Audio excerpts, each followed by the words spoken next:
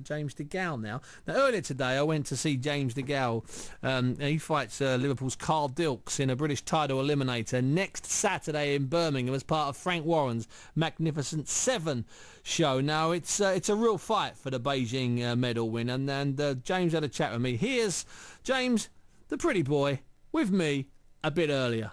Definitely, I say it's a stepping stone. Carl Dilks is a good, live, solid opponent. He's been around. He's had 16 fights. He's only lost 2, but the 2 he lost was controversial. Yeah. So it's going to be tough. It's going to be game. But as I say, boxing's all about levels, Buncey, and you know this. All about levels. And on the 18th, I'm going to show you where I'm going and what level I'm going to be at. But the good thing is, he genuinely, I think, hand on heart, thinks he can beat you. He thinks that you're taking it just a couple of fights too early. And that makes for a good fight. Of course, I say, I love all this. I say, and hopefully it really does come to fight, because that's when you're going to see the best James DeGale.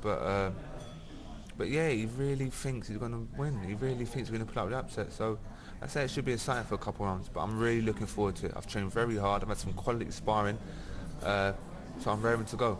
Tell me about this sparring, because I was up in Liverpool at the weekend and I heard a rumour about you having some fantastic rounds with Tony Bellew, a friend of mine, and I know a friend of yours. What happened up there? Was it up Arnie Farnell's gym in Manchester? Gym. Yeah. Bill, you don't mess around me. No, he doesn't. He means it.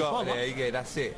But I like it like that. So I say you need all this hard sparring and that. You don't need it every day. You just need it once in a while. But I did 16 hard, solid rounds. Remember, he's the weight above me, and he's going all the way to the top as well. Bo's going to the top. But yeah, it was. Listen, if there weren't no head guards and those big 16-ounce gloves, there'd have been a couple knockdowns, or one of us is getting knocked out. But I gave as good as I got. Do you know what I'm saying? So I'm happy with the spar. I'm happy with it. You know, you said there, you don't need it all the time, but every now and again you need it. Do you know when you need it? Like, do you sort of literally one day in the gym, you turn the gym back and say, Jim, I need a hard session? Is it like that with you? Nah, you know me, I train hard every day, but just like about 2-3 weeks before a fight, we find someone like a good British, European, even world champion to go and have a couple of days sparring with. Yeah, like the last one I went and sparred before my Sam Horton fight, I sparred with Nathan Cleverly. Had 3 days up in Wales. No, we did 20 quality rounds up there. So he doesn't hold back. He didn't hold back. Listen, I'm Olympic gold medalist. If people can try and knock me out, they want to. Do you know what I'm saying? They're going to get in there and try and knock me out. But yeah, as I say, it's good. It's good. You need it. Now, another thing you said today, James, thanks for your time. You said that people think I'm a pretty boy, and people do think you're a pretty boy. Well, I'm sick. You are a pretty boy, but you know what I mean. Yeah. I'm sick of telling people, listen, he ain't just a pretty boy. I'm a serious guy. People do not realise. They see me a bit cocky, a bit arrogant, and just coming across a bit. What's the word I'm looking for? What's the word I can't help me? Yeah, just coming barrier. Yeah, and it's like. Doesn't make you a bad person. Ease me up, but please believe me. Hard work, dedication. And Jim McDonald drills that in me. And I've been to Las Vegas and watched Mayweather train. His work ethic is unbelievable. All the flamboyancy and all that. What's the one for? All the flashness and all that is for the cameras. Yeah. In the gym, he works hard. Yeah.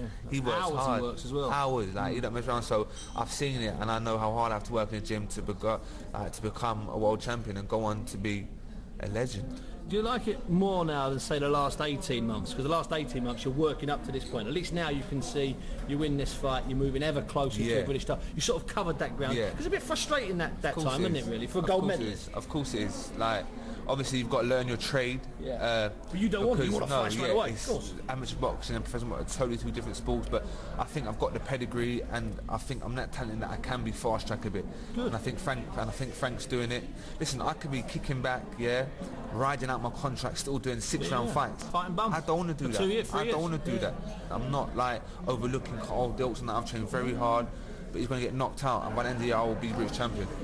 That was James DeGale talking to me earlier. That fight, that show next week, there are actually 9 title fights and then 3 other fights, and we'll hear from Frank Warren to talk about every single one of them next week. There's some fantastic fights on it, Bill. It's a Sky pay-per-view, but those of you listening on a regular basis, either on Listen Again or maybe perhaps listening on the iPod, because we launched it as a podcast this week, will know that I'm a big fan of pay-per-view, because every now and again you need a pay-per-view just to generate the kind of money that puts these big fights on. Now, I know a lot of people that watch and will listen to the show rather and also use East Side Boxing and Box Rec and Doghouse and the other websites that are out there. I appreciate that it's not, you know, you're not all fans of pay-per-view, but without the pay-per-view, this show can't happen. This mad show, Frank Warren's 9 fights, seven of them are going to be on TV. Starts at 6 o'clock, the live screening, and they're actually going to be on TV from 4:30. You know, without pay-per-view,